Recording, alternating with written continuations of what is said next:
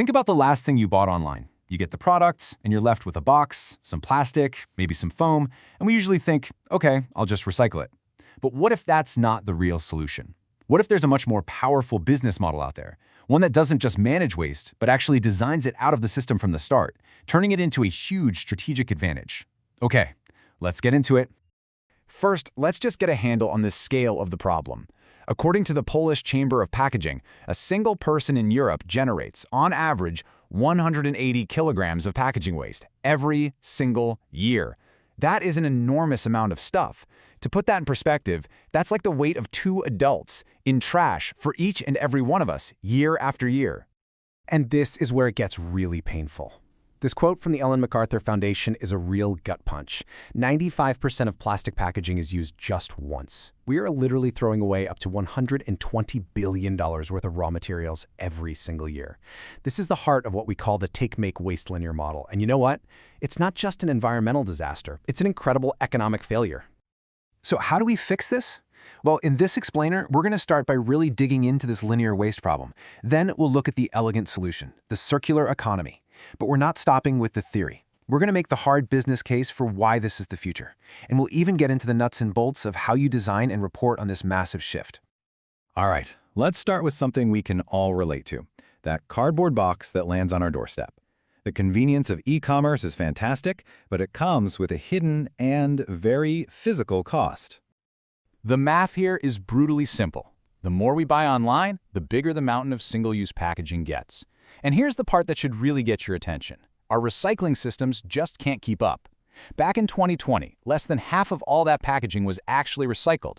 And for plastics, it's an even more dismal 29%. This isn't just a small leak in the system, it's a flood of wasted value and pollution. But what if we could completely redesign the system?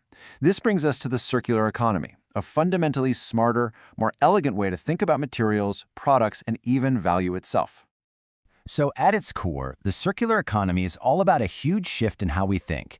Instead of that straight line that goes from production straight to the landfill, we create a loop. The whole goal is to keep the value of products and materials circulating in the system for as long as humanly possible, basically by designing waste out from the very beginning. Now, what's really cool about this diagram is how it shows you that loop in action. Instead of that old linear path from extraction to trash, you see this continuous cycle. Just follow the arrows. Products are designed for reuse, for repair, for refurbishment. That's that tight inner loop. And notice how recycling is shown as this wider outer loop, almost like a last resort. This brilliantly shows how we can keep our resources at their absolute highest value for as long as possible. And this thinking isn't random, it's structured. We all talk about the 3 R's, right? But what we often miss is that there's a clear hierarchy, and this is the key takeaway.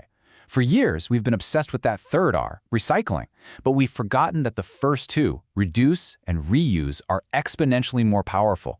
They aren't just nice to have, they're the most effective actions you can take, both for the economy and the environment. Okay, this all sounds great for the planet, but let's talk business. Let's talk about the bottom line. Is this a truly viable strategy? Well, the answer is a resounding yes. In fact, the business case is surprisingly strong. Just look at this data.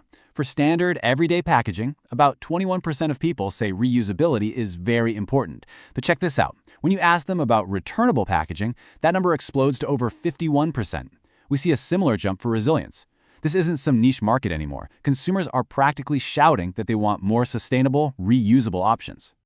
And companies are proving this works in the real world. Take Lorenz meters. Back in the early 2000s, their whole industry was in a race to the bottom. Cheaper materials, lower quality, you name it. But Lorenz went the other way. They designed their water meters for durability, to be taken back and refurbished. And the result? They completely insulated themselves from that race to the bottom. They saved a ton on material costs, passed those savings on to their customers, and built this incredible reputation for quality. They proved that circularity isn't a cost, it's a competitive advantage. Here's another amazing example. WILO, a pump manufacturer. They created their own in-house recycling program for their old products. By doing this, they suddenly had a secure, reliable source of valuable rare earth materials, a massive boost to their supply chain resilience. They now reuse 30,000 of components a year, and their big vision is to one day source all their rare earths from their own old products. They're literally turning a waste stream into their own private gold mine. Okay, so we've seen the what and the why. But how do you actually build a business around these ideas? The good news is, it's not some vague concept. It's not magic. There are structured tools and frameworks to guide the whole process. This is where something like the Circular Business Model Framework, or CBMF, comes into play. Think of it like a strategic blueprint. It goes way beyond a simple mission statement and forces a company to ask really tough questions about every single part of its business. How do we design for disassembly? Who are our partners for takeback? What does our revenue model look like if we're leasing instead of selling? It's really about embedding this thinking deep into the company's DNA. And building this kind of business isn't a one-and-done deal. It's a process. You start with brainstorming, you develop a solid rationale, and then, and this is the crucial part, you reflect and you refine based on feedback.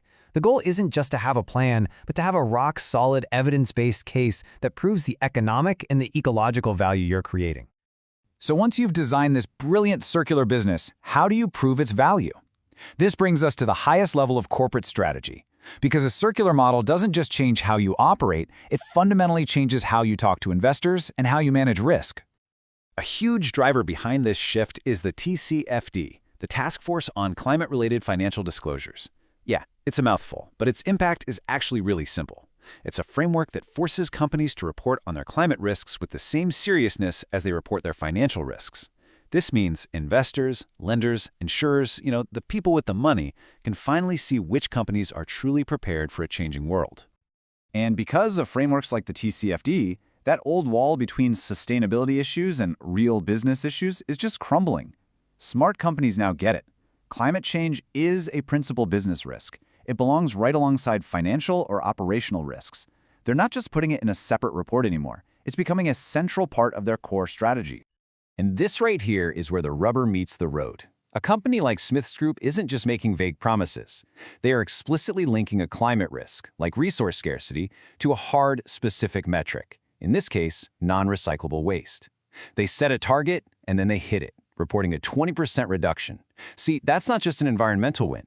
It's a powerful signal to investors that they are actively managing future risks and building a much more resilient business. So what's the real bottom line here? Well, as this report from Allianz makes crystal clear, the circular economy has graduated.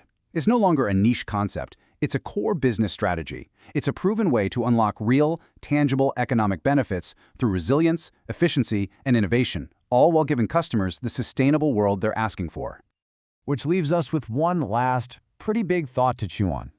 In a world with growing resource scarcity, constant supply chain chaos, and very real climate-related financial risk, maybe that old take, make, waste model isn't just inefficient anymore. Maybe, just maybe, it's now the biggest business risk of them all.